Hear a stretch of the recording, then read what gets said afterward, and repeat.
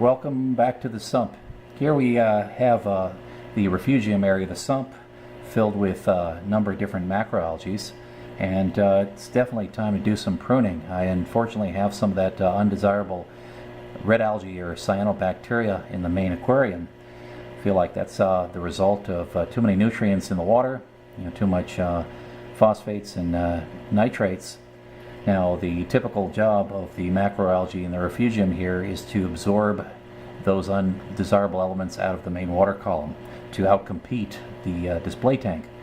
But there's a tendency for the algae in here to overgrow, and by pruning it, it gives it an opportunity to continue to grow and as a result absorb more of those undesirable elements.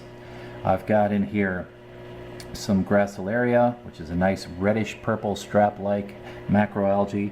I actually have this, I think they call it sea lettuce, and this thing has grown incredibly into a big, like a crinkly sheet. I noticed it initially on the shell of one of the trochus snails, and it just grows quite a bit. I've also got a couple of other types of algae in there. I have also seeded this area with a lot of pods, copepods, isopods, so on, and I certainly don't want to remove any of those. So the technique I have when I come in here to remove some of this algae, and I've already filled up a cup here with plenty. I'll show you this under natural daylight in a little bit so it's not overwhelmed in the red hues with the bulb that's hanging. Just go ahead and sort through some of the algae. You can definitely feel some areas it's extremely dense, the growth. Find some of the algae areas, kind of break it off,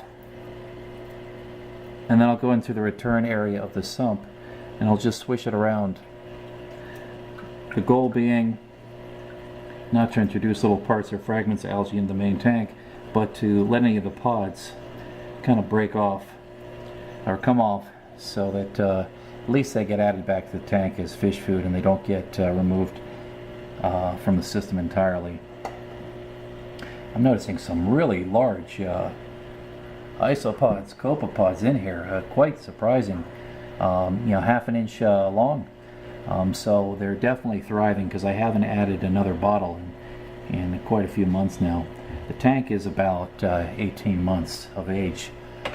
Something else I've done to add to the filtration is I've added the matrix here in a little tub in the back of the return area of the sump that you have over here for additional filtering, extremely porous, pumice-like little stones.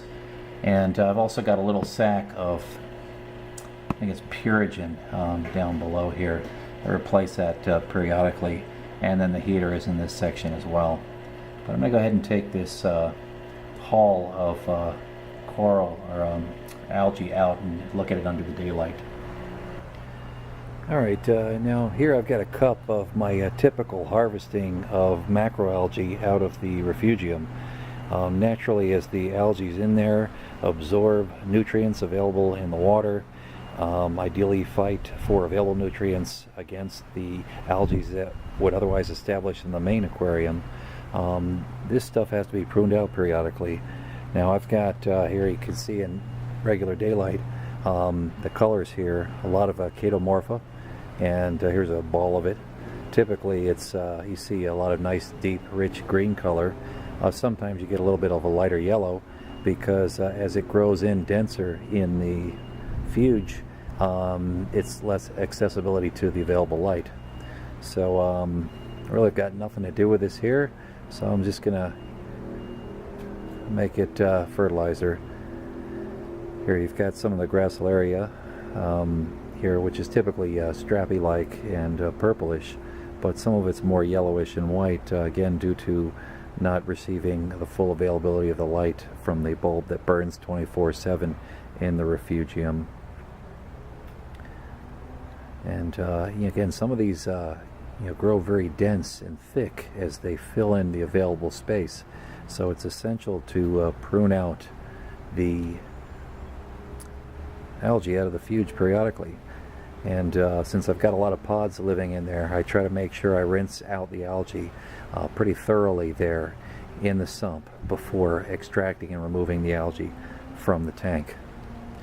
Here you see some of this You're very attractive Gracilaria, and I hate to just dispose of it out here, but I'd certainly be happy to make it available to anyone interested. You see the nice strappy like leaves you have here, very nice, but I've got more.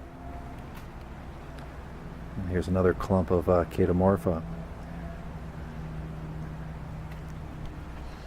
and more again. So it really does grow and fill the refugium, so you certainly want to make sure you harvest it out periodically. Make space for the new stuff to fill in.